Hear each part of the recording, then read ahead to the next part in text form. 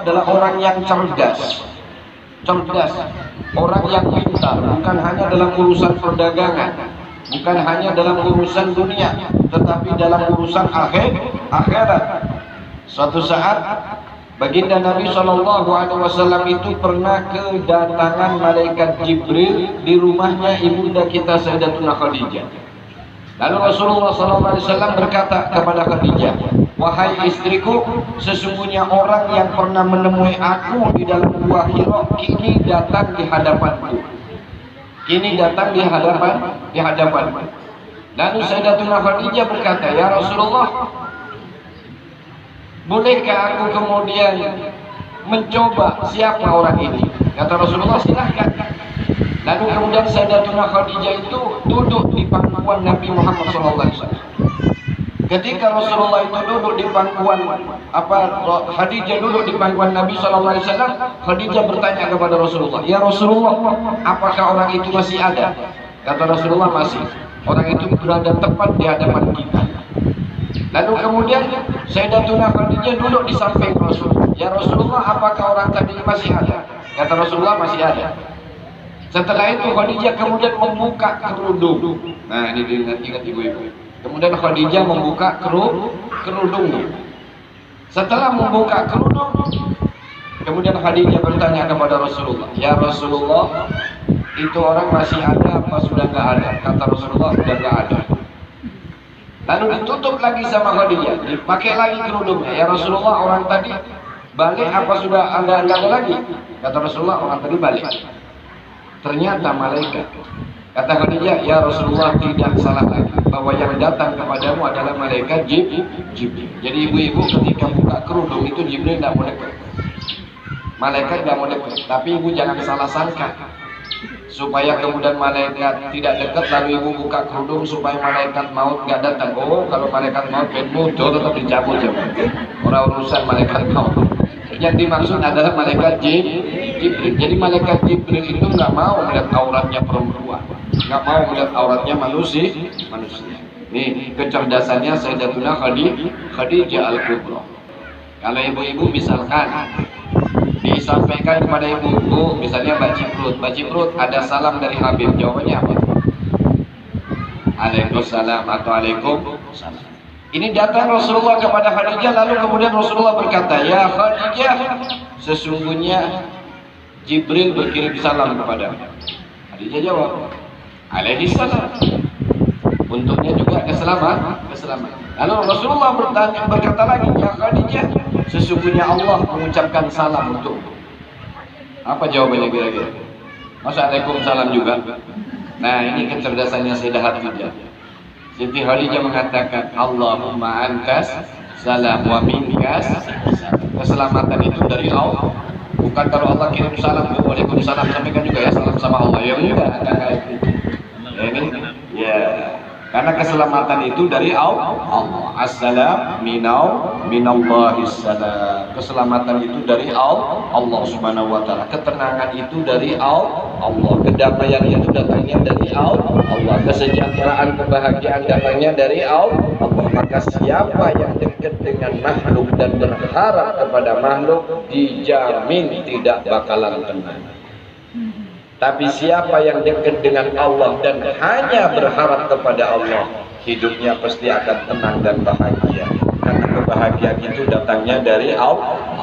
Coba kita tengok, apa yang membuat kita resah selama ini? Pasti urusannya dengan makhluk, pasti urusannya dengan dunia.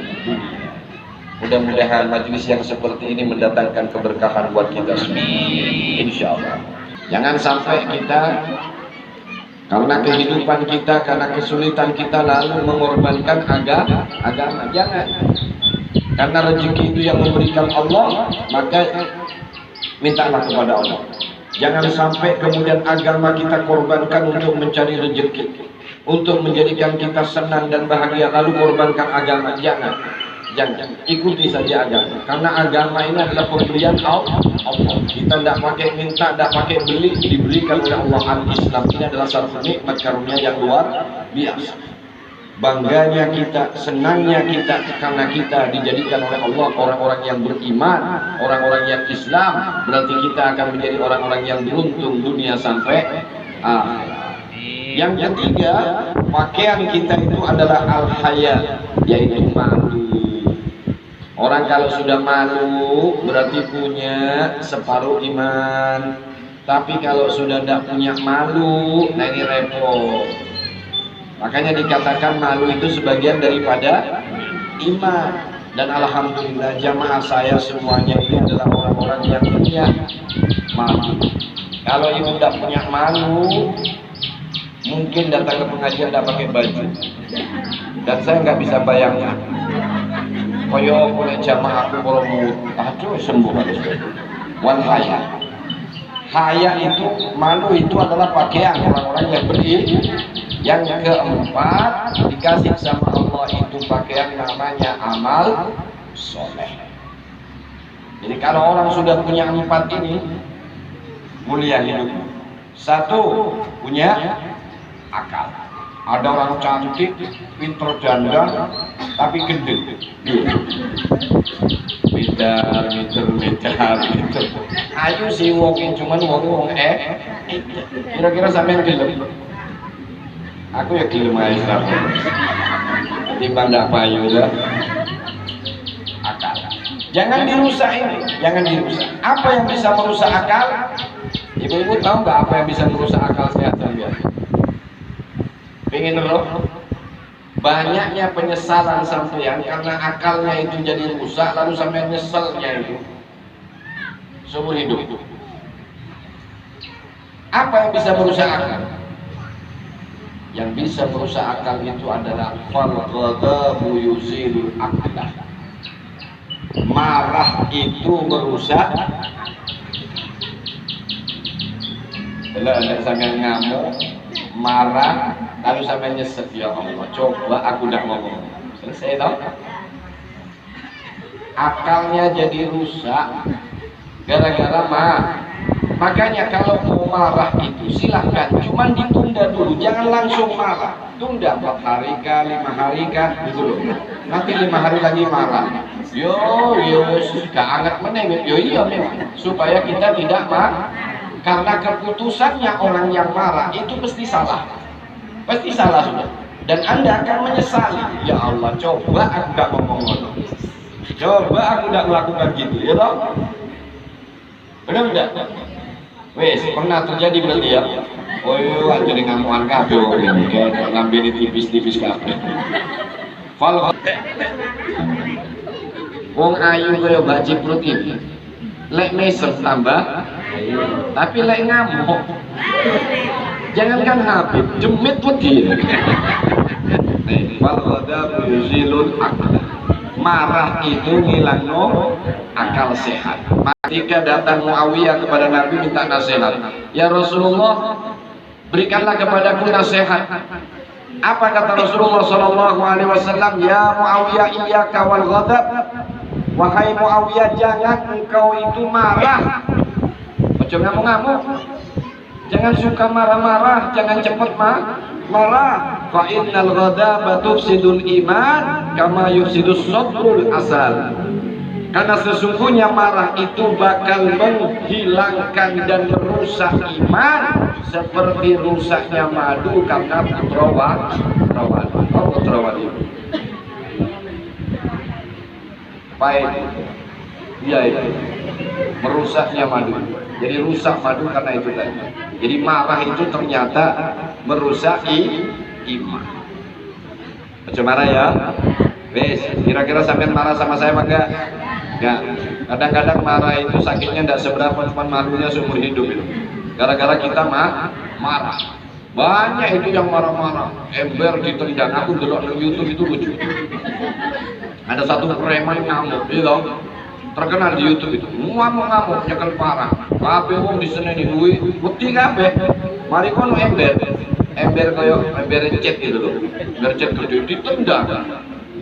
Nah, ember itu rupanya ember sudah agak tua, lapuk. Jadi ditendang jebol, kayak sikil ndak iso metu. ini kan tidak jadi preman lagi. Orang yang takut lalu jadi tertak gara-gara mah wes ojo ngamuan. Yang bisa merusak daripada agama. Tadi apa pakaian kita agama. Dan yang merusak agama kita, didengerin baik-baik. Ini penyakit kita ini. Penyakitnya kita. Apa? Hasud.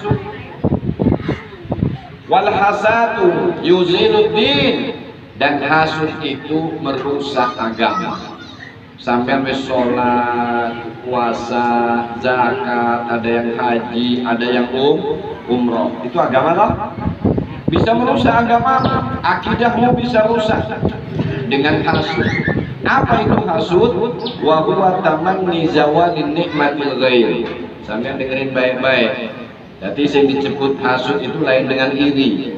Kalau saya iri, misalkan saya iri sama Mbak Ciprut, itu iri. Contohnya saya kok pingin punya seperti punyanya Mbak Ciprut, tapi kan ya masuk mau lanang kok pingin punyanya Mbak Ciprut. Misalnya pingin rumah kayak rumahnya Mbak Ciprut, pingin punya mobilnya kayak punya Mbak Ciprut, kan pingin gitu loh. Pingin punya rezeki kayak rezeki ini Mbak, itu namanya iri. Ya sing pada totolan PT misalnya Mbak Madoni itu kan totolan ayam uyuk enak, Mbak Ciprut totolan ini laris gitu. Itu iri. Iri boleh nggak? Boleh, untuk kebaikan, tidak dosa. Iri untuk kebaikan itu tidak walaupun tidak bagus.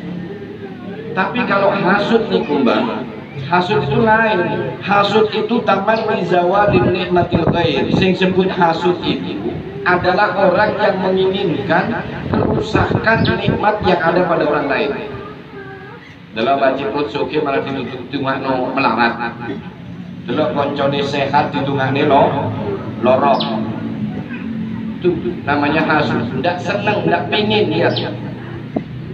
Ndak pingin. Lihat HP punya jamaah di Transat pingin piye carane bubar. Hasud itu. Wis tak tungano sehat walafiat. Amin.